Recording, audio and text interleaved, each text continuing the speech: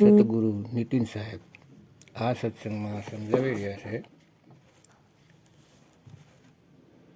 વાણી છે,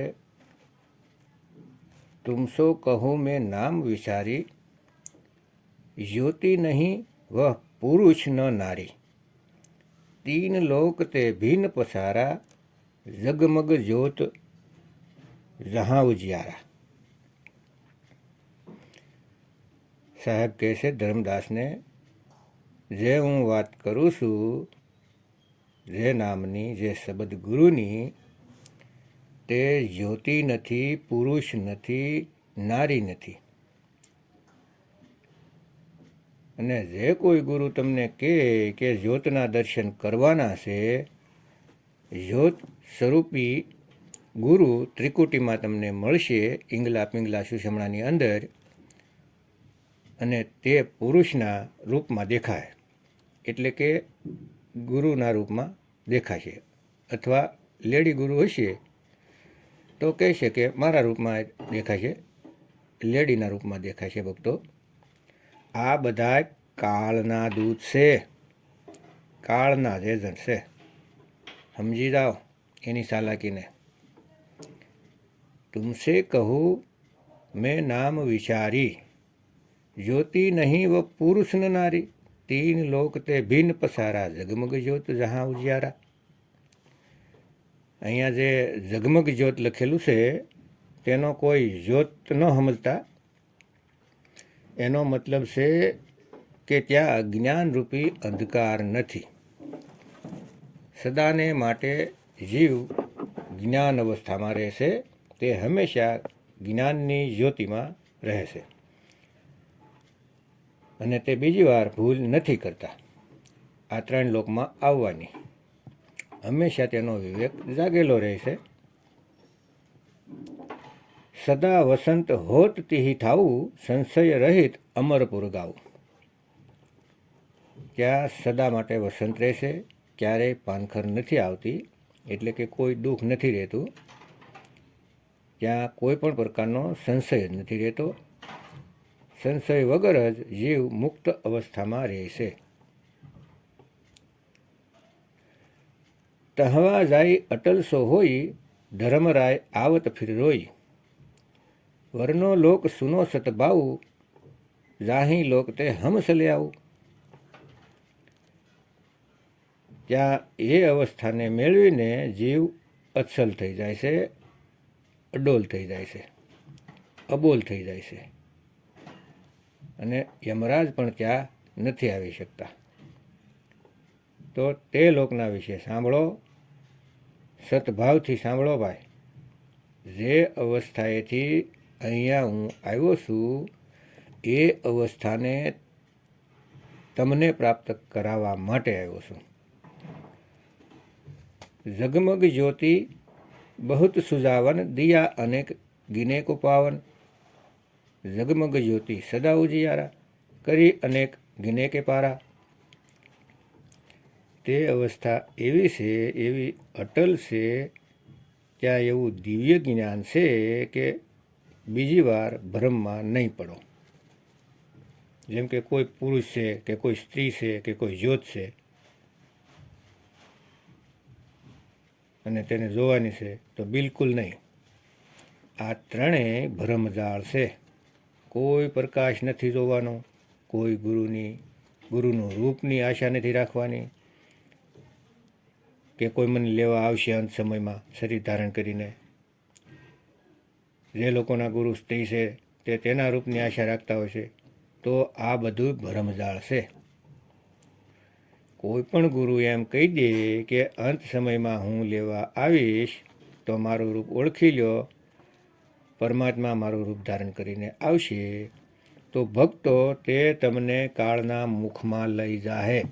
સમજી લ્યો.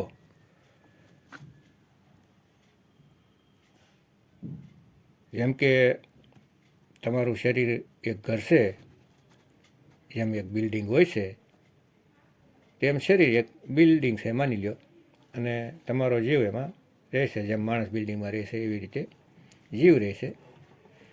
હવે કોઈ એમ કહે માણસને કે બેટા તને અંત સમયમાં કોઈ બીજી બિલ્ડિંગ લેવા આવશે, જેવું મારું શરીર છે એવી જ એક બિલ્ડિંગ તને લેવા આવશે, તું એની સાથે ચાલ્યો જશે. અરે ભાઈ, શરીર તો પિંજરું છે, તેમાં પોપટ રહેશે જીવરૂપી, અને તેણે અંત સમયમાં શરીરની એટલે કે પિંજરાની આશા લગાવી કે કોઈ પિંજરું આવશે મને લેવા, તો તેણે પૂરી સુરતી પિંજરામાં લગાવી દીધી. હવે તેને પિંજરાથી મુક્ત કોઈ નહીં કરી શકે, કોઈ નહીં. એટલે નાનક સાહેબ કહે છે કે ગુરુ દેહ નથી, શબ્દ ગુરુ છે. શબ્દ ગુરુ વિદેહ સ્વરૂપા, તેનું કોઈ રૂપ નથી, કોઈ દેહ રૂપ નથી, શબ્દ સ્વરૂપ છે. તો ભાઈ શબ્દ સ્વરૂપ તે શબ્દને સમજવાનું છે, લખવા વાંચવાવાળા શબ્દની વાત નથી અહીં, નિજ નામની વાત છે. અને તે શબ્દથી પ્રેમ કરવાનો છે, જે એક ધૂન છે. શબ્દ ગુરુ સુરતી ધૂન છેલા, અરે કોઈ હે રે પરલય પાર કા, જો ભેદ કહે જનકાર કા. તે જનકારને શબ્દ ગુરુને જાણો, જેના સ્મરણ માત્રથી જીવ મુક્ત થઈ જાય છે. મુક્ત. કોઈ બિલ્ડિંગની રાહ નથી જોવાની કે કોઈ અંત સમયમાં શરીર રૂપમાં ગુરુ આવશે મને લેવા. અરે હસવું આવે છે, કેટલાક મૂર્ખ બનાવી રહ્યા છે. કહેશે કે અમારા બાબાજી તો અમને મોટરકાર લઈને લેવા આવશે. અરે ભાઈ, ત્યાં આવી ગાડી નથી પહોંચતી સતલોકમાં, સમજી જાઓ, હજી સમય છે. આ બધી મનની કલ્પના છે, કેમ કે આશ્રમમાં જઈને તેમની રાહ જોઈ છે કે ગાડી જ્યારે આવે બાબાજીને દર્શન કરું, બે હાથ જોડીને આપણે ઊભી ગયા હોઈએ છીએ, મનમાં પૂરણ આશા લગાવીને કે આજ તો મહારાજજીને મને દર્શન થઈ જાય, આજ મહારાજજી મને દર્શન આપશે. આ આશા આખી જિંદગી રાખી છે, એટલે અંત સમયમાં તમારી સામે કલ્પનાના રૂપમાં આવી જાય છે, તમારા જીવને મહેસૂસ પણ કરાવે છે, કેમ કે આખી જિંદગી આશ લગાવી છે. એટલે તેવું રૂપ ધરીને તમારી સામે આવી જાય છે. કાળ ભગવાન કાર લઈને આવી જાય છે, કેમ કે કાળ કલ્પના જ છે. કાલ કાલ સબ કોઈ કહે, કાલ ન સીને કોઈ, जितनी मन की कल्पना काल कहावे सोई. તો આ વાતને સમજી જાઓ ભક્તો. અને આ લોકો જે ગાદી ઉપર બેઠા છે તે ભ્રમમાં નાખે છે કે હું લેવા આવીશ. આ બધી ભરમજાળ છે. આપણને કહે છે કે મહારાજના પગથી તે માતાના વાળ સુધીનું ધ્યાન ધરો, અંત સમયમાં તમને મહારાજજીનો કોઈ પણ દેખાશે તો તમારી મુક્તિ થાય. આ ભરમજાળ છે, આમાંથી નીકળી જાઓ ભક્તો સમય રહેતા. પરમાત્મા દેહ નથી, વિદેહ છે. અને જहाँ આશા તहाँ વાસા. અંત સમયમાં પિંજરાની આશા લગાવશો, મતલબ કે શરીર લેવા આવશે, તો તમે પિંજરામાં ચાલ્યા જશો. સમજી જાઓ, બિલકુલ આશા નથી રાખવાની કોઈ પણ શરીરની. કોઈ પણ શરીરધારી ગુરુ મને લેવા આવશે અંત સમયમાં, તો તે કાળ છે, કલ્પના છે. કાળ અને માયા તમને ઉલઝાવે છે અને તમે ઉલઝી જાઓ છો. તો નીકળો આ ભરમજાળથી. સતસુકરત સત્પુરુષ સતનામા. સત્સુકરત પરમાત્મા સદગુરુનું રૂપ ધારણ કરીને આવે છે, અને તેનું જ નામ સતનામ છે. સત્ય સુકરત સતગુરુ સતનામા, સત્ય પુરુષ સંતન સુખધામા. તે સત્ય પુરુષ સંતન એટલે કે સુરતીની વાત થાય છે કે સુરતી સત્પુરુષ એટલે કે શબ્દમાં લાગશે, શબ્દગુરુમાં લાગશે અને તે સુખધામ છે, તે જ સતલોક છે. સત્પુરુષ સતલોક નિવાસી, દુઃખનાશક અવિસલ સુખ રાશિ. તે સત્પુરુષની સુરતી પોતાના શબ્દમાં લાગેલી છે એટલે તે પરમાત્મા કહેવાય છે. અને આપણી સુરતી આ સંસારમાં ફસાયેલી છે એટલે આપણે જીવાત્મા કહેવાય છીએ. જ્યારે આપણી સુરતી આપણા જ આત્મ સ્વરૂપમાં નિજ નામમાં લાગી જશે તો આપણામાં અને સત્પુરુષમાં કોઈ ભેદ રહેશે નહીં. તું કરતા તું ભયા મુझ में रहा न हूँ और आपा परखा मिट गया સીત દેખો તિત તું. સત્પુરુષ અવસ્થાને પ્રાપ્ત કરી લેશો એટલે મુક્તિ મળી જશે. अरे कबीर कबीर क्या करे तू खोज आपन शरीर और दस हो इंद्रिया बस में कर तू आप ही आप कबीर. આ શરીરને છોડીને નિજ નામમાં નિજ સ્વરૂપમાં રમણ કરશો, તેને મેળવશો તો તમે તે જ થઈ જાઓ.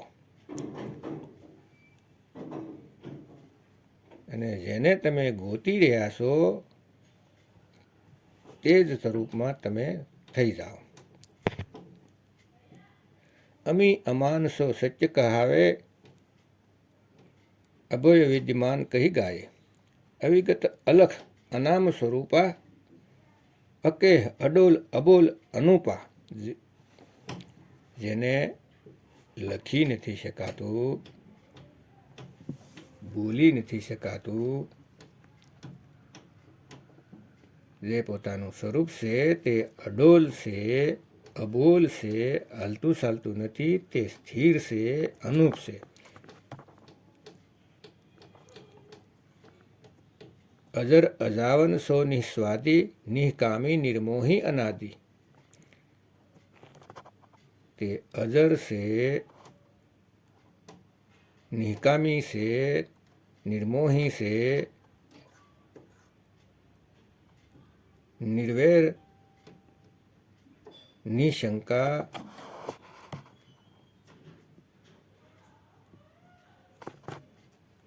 જ્યાં એ પણ કાંઈ નથી હોતું, મોહમત કાંઈ નથી. નિકોદી, નિર્વૈર, નિશંકા, ગુણાતીત, નિર્દ્વંદા, નિકલંકા. ગુણોથી ઉપર ગુણાતીત થવાનું છે, તે અવસ્થાને મેળવવાની છે.